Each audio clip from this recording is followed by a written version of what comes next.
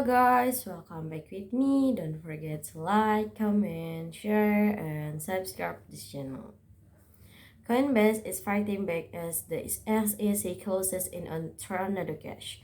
Six individuals are challenging the Treasury Department to seemingly separate stories. One terrifying precedent. It's all about privacy. On September 8th, Coinbase announced it was bankrolling a lawsuit against the United States Treasury Department. The cryptocurrency exchange is funding a lawsuit brought by six people that challenges the sanctions on Tornado Cash. And on September 9, Securities and Exchange Commission (SEC) Chair Gary Gensler announced he was working hard with Congress to create legislation to increase cryptocurrency regulations.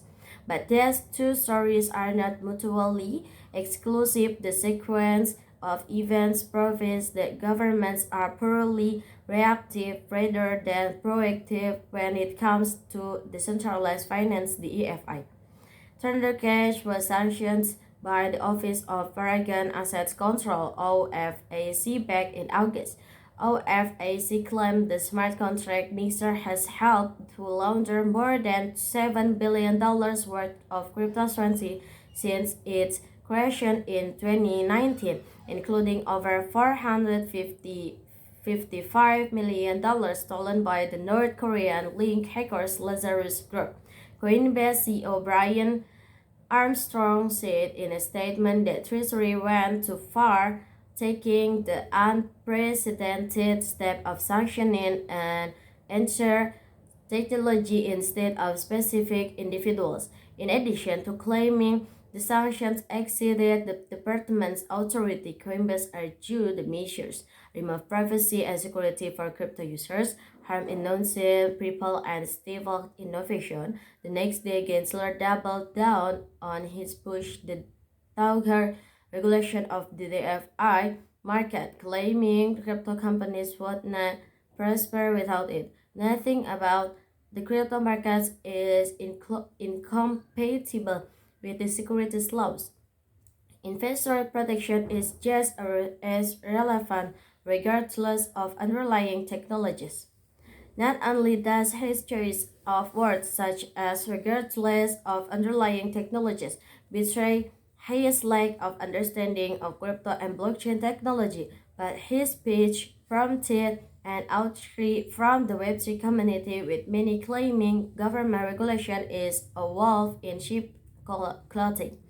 Jack Chervinsky, a lawyer and head of policy at the Blockchain Association, tweeted in response, "Crypto is a novel and unique technology. How it should be regulated is a major question for Congress, not the SEC chair to decide.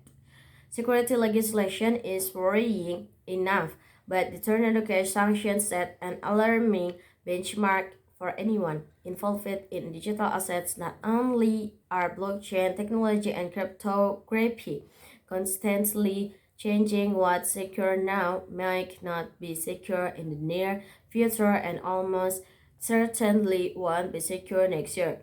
But there are a myriad of legitimate applications for the likes of blockchain tech. The EFI is all about privacy. The clues in the name decentralized finance. Mixers such as Tornado Cash further protect the privacy of its users by mixing users' deposits and withdrawals in liquidity pools, hiding their addresses and safeguarding their identities. Users want to protect the privacy of their transaction for a range of lawful reasons. In this case, one of the plaintiffs used the mixer to donate funds to Ukraine anonymously. Another was an early adopter of crypto and now has a significant social media following, with his public ENS name connected to his Twitter account.